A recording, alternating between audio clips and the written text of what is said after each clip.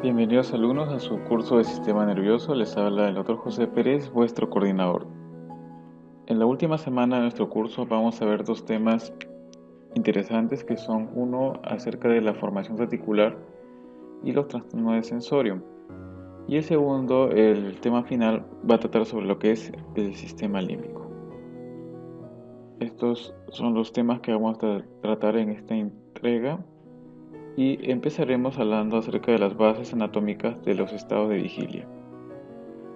El estado de vigilia o estado despierto depende básicamente de la integridad de dos elementos en el sistema nervioso central. Uno es la actividad de las cortezas cerebrales, los hemisferios cerebrales, y por otro lado, la integridad del tronco encefálico. Estos dos elementos deben de estar íntegros, deben de estar funcionando adecuadamente para que el paciente esté totalmente despierto, lúcido, orientado en tres esferas y que responda adecuada y coherentemente a las respuestas que nosotros le hacemos en el examen físico, ¿no? El examen de funciones superiores. En los hemisferios cerebrales, la integridad del hemisferio cerebral permite obviamente la actividad de las funciones superiores, lenguaje, memoria, cálculo, en fin. Y la integridad del tronco encefálico permite esto garantiza la actividad del sistema reticular activador ascendente o SARA. El SARA o el sistema reticular activador ascendente son un conjunto de neuronas que son parte de la formación reticular. Estas neuronas permiten que estemos despiertos, que la persona esté despierta. Y al estar despierta permite pues la actividad de toda la corteza cerebral como tal. Entonces, para estar vigil o despierto debemos tener integridad tanto de la corteza cerebral como del tronco encefálico. Revisemos ahora el tema de neuronas aminérgicas y los centros de control respiratorio y cardiovascular. En una entrega anterior habíamos revisado lo que era la formación reticular. La formación reticular era un conjunto de neuronas que estaban alojados a nivel del tronco encefálico eh, en forma de redes neuronales. Eh, Estas neuronas tenían múltiples funciones y contenían la fuente de una serie de neurotransmisores de tipo aminérgicos. Entonces, existen cuatro neurotransmisores que podemos encontrar a este nivel. ¿Cuáles son? La serotonina, el más importante. La serotonina tiene su origen en los núcleos del RAFE. Son núcleos que están en la línea media propiamente dicha del tronco encefálico. La dopamina, se encuentra básicamente a nivel de la sustancia negra, en el mesencéfalo, en el tegmento. La noradrenalina, cuyo centro se encuentra también a nivel de lo que es el tronco encefálico, y la adrenalina a nivel de la médula oblongada. La serotonina, como habíamos dicho, es un neurotransmisor aminérgico que deriva del triptófano eh, a través de una vía que usa triptófano hidroxilasa, se transforma en 5-hidroxitriptófano y a través de esta enzima, la 5-hidroxitriptófano descarboxilasa, se produce la serotonina. La serotonina, la fuente principal son los núcleos del RAFE, que están ubicados a nivel del tronco encefálico. Y su función principal tiene que ver con lo que es los ciclos de sueño y vigilia. Inicia los ciclos de sueño y vigilia, sobre todo los ciclos de sueño. Y tiene que ver con lo que es la modulación del estado de ánimo. La depresión, el estado depresivo, aparece cuando hay una deficiencia de la actividad serotoninérgica. Muchos de los fármacos que se usan para manejar los estados depresivos permiten aumentar la actividad de la serotonina o de sus receptores. Entonces, esta serotonina se ubica aquí, los núcleos están acá, y hay una serie de vías que van a hacer de estos núcleos de RAFE hacia todo el encéfalo, hacia todo el cerebro, eh, modulando no solamente conductas emocionales, sino también la serotonina es súper importante para modular las vías dolorosas, ¿sí? Las vías de dolor. Muy bien, entonces ahora veamos este neurotransmisor dopamina, el cual ya lo hemos visto en varias ocasiones. Recuerde que la dopamina deviene de la tirosina. La dopamina es un neurotransmisor que se origina justamente en núcleos del sistema reticular. Uno de ellos es la sustancia negra, que es un núcleo que está a nivel del mesencéfalo, y otro es el área tegmental ventral. Estos núcleos, en el caso de la sustancia negra, tiene que ver con lo que es la regulación del movimiento, dado que interviene en las vías directa e indirecta del sistema extrapiramidal de los núcleos de la base. La deficiencia de dopamina de sustancia negra alterará estas vías y producirá un síndrome hipocinético, que es el síndrome parkinsoniano. Y recuerde que la área tegmental ventral participa en circuitos de recompensa junto con el núcleo accumbens. La norepinefrina es otro neurotransmisor que también se origina en núcleos del sistema reticular. En este caso, en el núcleo locus ceruleus. Este núcleo está ubicado en el piso del cuarto ventrículo y es la única fuente de norepinefrina dentro del sistema nervioso central. ¿Ok? Interviene mucho en fenómenos de atención, ¿ya?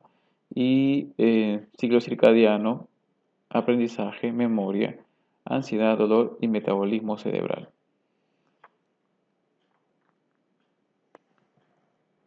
Por otro lado, ya hemos hablado en algún momento acerca de los centros autónomos de control en el hipotálamo y el tronco encefálico, es decir, los centros de control visceral y autonómico. He visto que muchos de ellos se encuentran en el hipotálamo y algunos de ellos también encontramos a nivel del tronco encefálico, ¿no? Como el centro miccional, centro neumotáxico, centro vasomotor, respiratorio, centro de deglución, tos y vómitos a nivel del bulbo. En el caso del centro respiratorio, un núcleo súper importante es el núcleo dorsal inspiratorio. Este núcleo dorsal, como su nombre lo dice, inspiratorio, estimula a neuronas motoras que van a movilizar el diafragma y a los músculos accesorios de la respiración, de la inspiración. El diafragma es inervado por el nervio frénico, cuyas raíces de salida del tronco de la médula espinal es C3 y C4. Ahora, este núcleo dorsal inspiratorio recibe aferencias de quimiorreceptores que están ubicados a nivel central y a nivel periférico. Los quimiorreceptores, como su nombre lo indica, son receptores de sustancias químicas. Los quimiorreceptores centrales detectan cambios en la concentración de CO2. El cambio en la concentración de CO2 en la sangre genera alteración del pH del líquido cefalorraquídeo que está circundando el tronco encefálico. Entonces, a nivel del bulbo encontramos receptores para hidrogeniones. El aumento de CO2 aumentará la concentración de hidrogeniones y esto estimulará estos receptores inspiratorios, lo cual estimulará a la vez al núcleo dorsal para que se produzca la movilización del diafragma y los músculos accesorios para que la persona pueda eliminar el exceso de CO2 que se está acumulando en la sangre. Por otro lado, existen otros quimiorreceptores que están a nivel periférico, es decir, no están no están en el tronco encefálico. Estos están ubicados a nivel del cuerpo carotidio. Recuerde que el noveno par craneal lleva esa información al tronco encefálico y el cuerpo carotidio detecta básicamente variaciones tanto de CO2 pero sobre todo de oxígeno. También existen centros de control vasomotor a nivel del bulbo y del tronco encefálico, en este caso del bulbo principalmente. Para el control vasomotor, para el control de la presión arterial, existen vasoreceptores.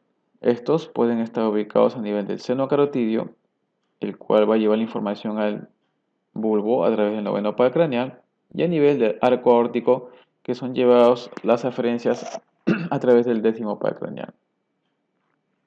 La información llega al núcleo solitario del bulbo, y el núcleo solitario va a influir sobre dos núcleos. Puede ser este de acá, el núcleo motor dorsal del vago. El núcleo motor dorsal del vago lo que produce es, a través del vago, va a inervar el corazón y lo que va a producir es una disminución de la frecuencia cardíaca. Si aumenta la presión arterial, este núcleo debe estimularse y producir una disminución de la frecuencia cardíaca. Al disminuir la frecuencia cardíaca, disminuye también la presión arterial. Eso se llama reflejo varovagal.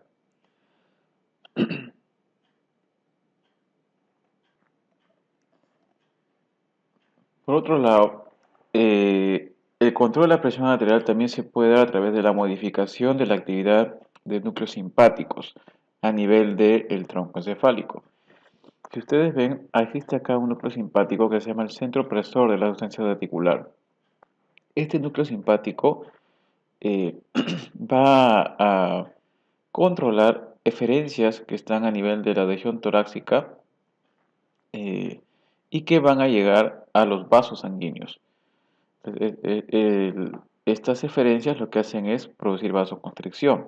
Si la presión arterial aumenta, el vasoreceptor va a llevar información a través del noveno padre craneal al núcleo solitario. Y este lo que tiene que hacer es inhibir ese centro opresor para que baje la presión arterial, para que produzca vasodilatación. Eso se llama reflejo parasimpático. Veamos ahora la fisiología del sueño y la vigilia.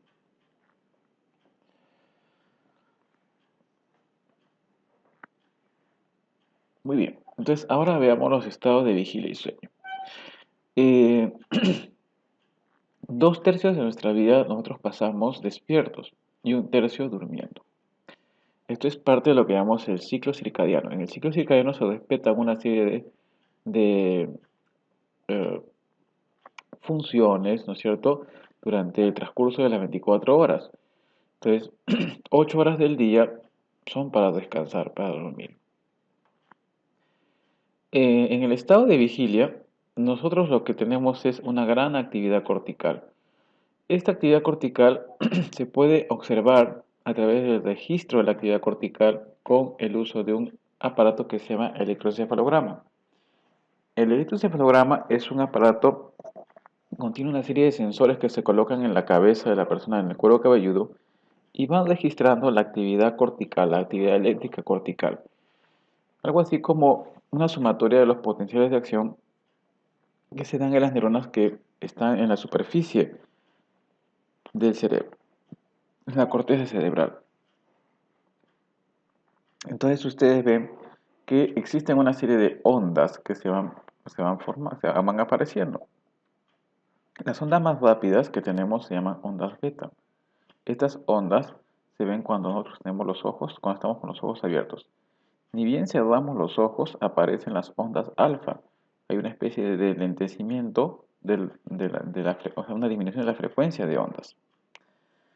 Ahora, conforme uno va entrando en los estados, cuando uno va a descansar, cuando uno va a dormir, progresivamente uno va a ir relajándose. El tono muscular va a disminuir, la persona va a tender a moverse cada vez menos, ¿sí? Entonces la respiración disminuye, la frecuencia cardíaca baja, en fin. Entonces este fenómeno se ha estudiado y se ha visto que son 4 estadios que se dan durante el transcurso de ese estado de relajación continua hasta llegar al estado de máxima atonía, es decir, de pérdida de tono muscular. Como ustedes ven, en los estadios 1 y 2, aún todavía se tienen ondas de alta frecuencia, pero ya a partir del estadio 3 y en adelante y el estadio 4, las ondas se van haciendo cada vez más lentas. Y esto se sincroniza en toda la corteza cerebral. Entonces, estas ondas que aparecen después, que son las ondas teta y después las ondas delta finalmente, indican de que el paciente está entrando en un estado de relajación profundo. Luego de esos 4 estadios iniciales del sueño, aparece el estadio de sueño REM. En el estadio no REM se dice que este cambio, este estado de despertar a estado de relajación, es mediado por núcleos de la línea media del RAFE, principalmente aquellos que producen serotonina.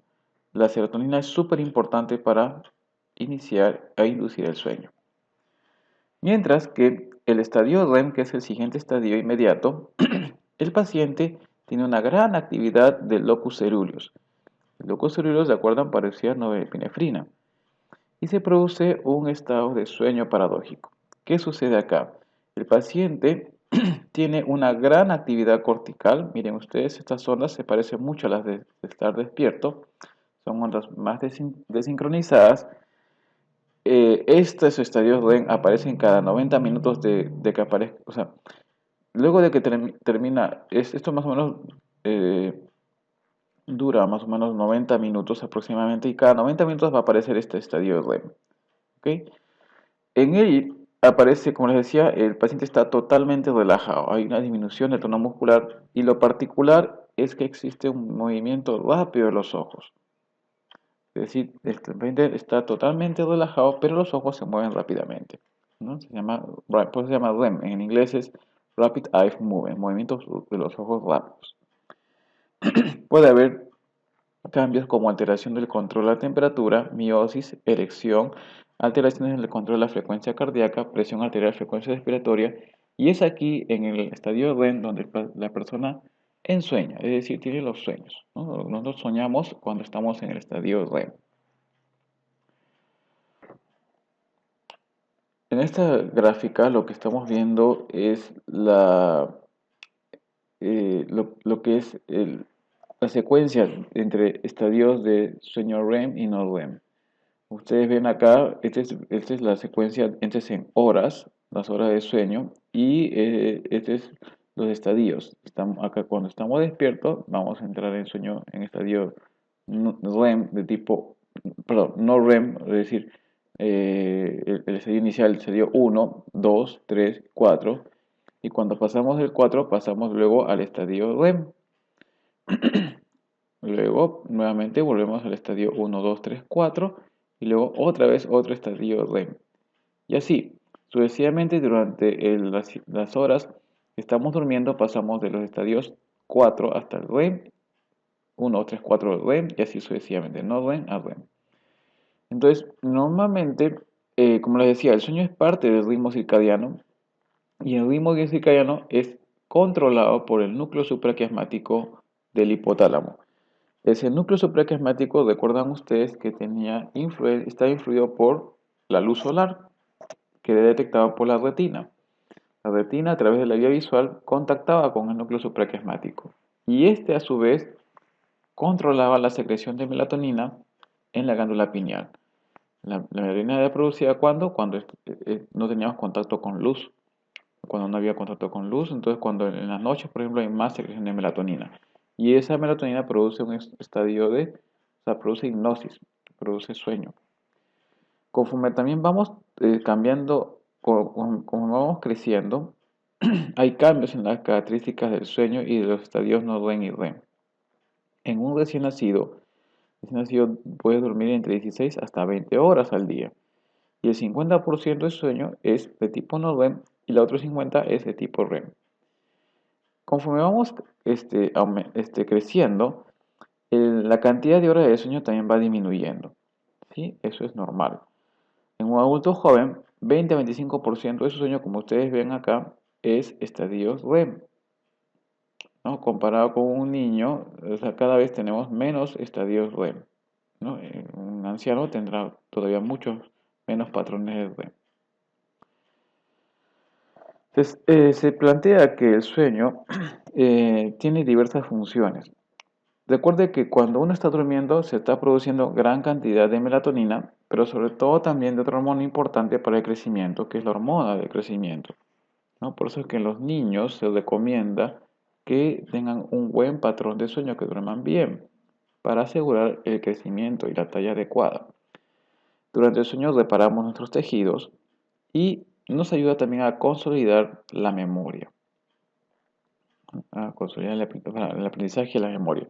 Una persona que no duerme o se le priva del sueño, va a tener problemas de reparación tisular, problemas del sistema inmune, problemas de atención, de memoria, de recordar cosas, incluso hasta puede fallecer si es que la deprivación del sueño es constante y regular.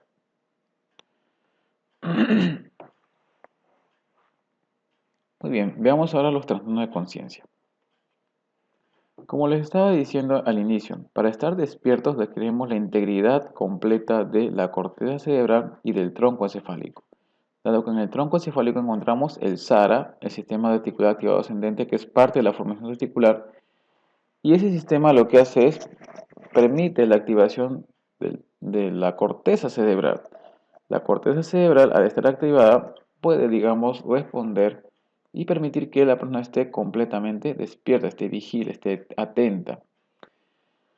Se llama coma a la ausencia de cualquier respuesta, ¿no? O despertar ante cualquier estímulo. Es decir, en términos prácticos, una persona se dice que está en coma cuando está durmiendo y no despierta. Es como que una persona estuviera durmiendo y uno le hace cualquier tipo de estímulo doloroso, luminoso, se le llama por su nombre o ese estímulo verbal, y el paciente no despierta con ningún estímulo que le hagamos.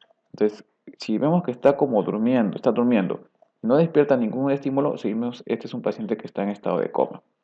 Y el estado de coma es ya sea por un daño estructural, una lesión amplia del encéfalo, de la corteza o del tallo encefálico, o también puede ser por una falla metabólica tóxica, es decir, por un problema metabólico que impida que las neuronas funcionen adecuadamente. La mayor causa de coma es la intoxicación por drogas y fármacos. Luego vienen las hipoxias, la hipoglicemia, alteraciones metabólicas y finalmente las enfermedades estructurales del cerebro. Es decir, un infarto, una hemorragia que esté dañando zonas como el tronco encefálico o la corteza cerebral. Pero la causa más frecuente siempre son drogas y fármacos.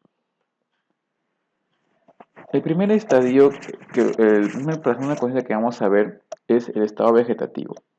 ¿Qué pasa en el estado vegetativo? En el estado vegetativo lo que sucede es que hay un daño extenso o una desconexión del tronco con la corteza cerebral. Entonces el paciente lo único que tiene intacto y funcionándose adecuadamente son las funciones vegetativas, es las funciones que están en el tronco, el centro respiratorio, el centro cardiovascular que vimos antes, ¿no? Y también tienen un patrón de ciclo vigilia-sueño establecido. Es decir, van a estar despiertos, duermen, o sea, tienen un patrón circadiano normal, ¿verdad? Pero no tienen ninguna actividad consciente. ¿Por qué? Porque el tronco está bien, funciona bien, pero no está conectándose con la corteza cerebral. Para que la persona esté completamente despierta, vigil, o sea, cuando despierta, tiene que haber conexión del tronco con la corteza. Si no hay esa conexión, entonces lo único que va a actuar es el tronco.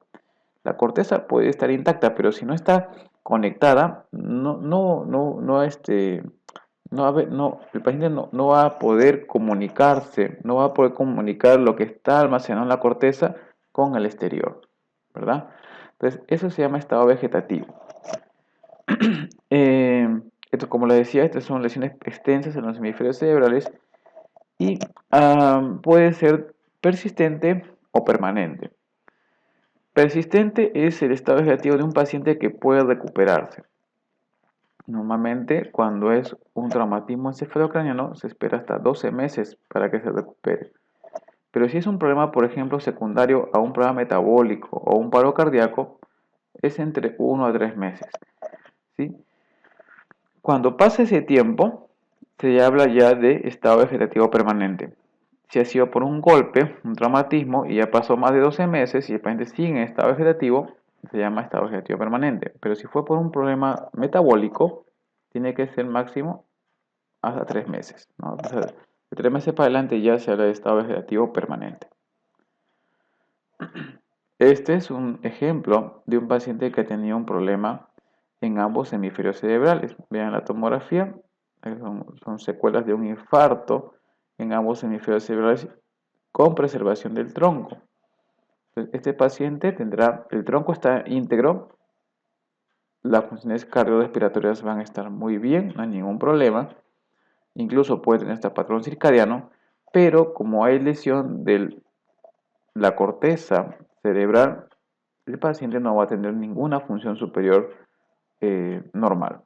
Entonces, el paciente tiene un patrón circadiano normal, puede sobrevivir en estado vegetativo. ¿Okay? Entonces, la lesión es en la corteza cerebral, pero está preservado el tronco encefálico, estado vegetativo. Muerte cerebral en realidad no es un trastorno de sensorio, es un artificio, es un constructo en el cual nosotros lo que tenemos que demostrar es la lesión del tronco encefálico. Cuando el paciente tiene una lesión amplia del tronco encefálico y está conectado a máquina, se tiene que demostrar de que este paciente tiene problema de tronco encefálico. ¿Para qué? Para que sus órganos puedan ser donados. Entonces, muerte cerebral es un estado en el cual el paciente tiene un daño amplio, irreversible del tronco encefálico. Ahí, ¿sí? Se daña el tronco encefálico. Entonces, el paciente es imposible de que se recupere, ¿sí? Y el diagnóstico se hace estableciendo los siguientes criterios. Primero, demostrar que está en coma, demostrar que hay ausencia de reflejo de tronco. Ya hemos visto varios reflejos de tronco, como el reflejo pupilar, el nauseoso, los reflejos oculocefálicos, en fin. Y se tiene que demostrar que tiene un paciente depende de máquina. Es decir, que si yo le retiro el tubo, el tubo que le permite respirar al paciente, el paciente va a fallecer, ¿ya? Normalmente cuando uno retira el tubo o le quita la ventilación a un paciente, ¿qué sucede? Aumenta pues la cantidad de CO2 en sangre. Y eso debe producir un estímulo en el bulbo para que respire. Pero como está dañado el bulbo, el CO2 se eleva y no llega a estimular la respiración. Eso demuestra que el paciente tiene daño completo del bulbo. ¿Ok? Las causas más frecuentes de muerte cerebral son los traumatismos encefalocraneanos, ¿ya? Y este es un diagnóstico, como digo, es un constructo, ¿verdad? Es un diagnóstico que se establece por protocolo en los hospitales para demostrar de que el paciente es candidato a donación de órganos. O sea, puede donar sus órganos, porque ya el paciente está prácticamente muerto. Y el último síndrome que vamos a ver es el síndrome de Locked-In, coma vigil o síndrome de enclaustramiento o pseudocoma. Es eso, es un pseudocoma. ¿Por qué? Lo que sucede es que el paciente tiene una lesión en el puente. Una lesión en el puente que coge la vía piramidal tanto del lado derecho como del lado izquierdo. Esto se puede producir generalmente por una trombosis de la arteria basilar. Recuerden ustedes la arteria basilar que irriga con sus pontinas irriga al puente, o por este fenómeno llamado mielinolisis central pontina. La mielinolisis central pontina es un cuadro inflamatorio del puente que se produce por una reposición hidroelectrolítica acelerada. Generalmente son pacientes ancianos que vienen deshidratados y con hiponatremia, es decir, con disminución de la cantidad de sodio en sangre. Entonces, ¿qué sucede? Cuando se detecta la hiponatremia, lo que se debe hacer en el tratamiento es reponer el sodio lentamente. Pero si se hace esta reposición muy rápida, que va a producirse una inflamación, una lesión del puente. Al lesionarse el puente, se produce este cuadro llamado el síndrome de Locked-In, en el cual el paciente no va a poder mover ninguna extremidad. Es como una especie de tetraparesia e incluso lesiona las vías motoras que van a los pares craneales del bulbo. ¿Sí? El bulbo, ¿se acuerdan que estaba el noveno par craneal, el décimo que permitía mover las cuerdas vocales? Estaba también el 12, en fin. Es decir, se afecta todo lo que es todo tipo de movimiento en vulvares pontinos, ¿no es cierto? Incluso de la cara, no hay ninguna expresión facial, no hay ningún pase de las vías piramidales y las vías corticulares desde el puente en adelante. Pero lo que sí puede hacer el paciente, como está íntegra su corteza, está bien el área de Wernicke, el área de Broca, él puede entender, eh, puede comunicarse a través del movimiento de los ojos y del movimiento de los párpados, dado que estos movimientos están preservados y está preservado pues el tercer y el cuarto par craneal. Al indicarle que abra los ojos, que mire hacia arriba, que mire hacia abajo o al centro, de esa forma el paciente puede lograr comunicarse. El electroencefalograma es normal en estos pacientes, está bien la corteza cerebral. Muy bien, ese es el fin de la primera parte y nos estaríamos viendo para la última clase de nuestro curso. Tengan un buen día.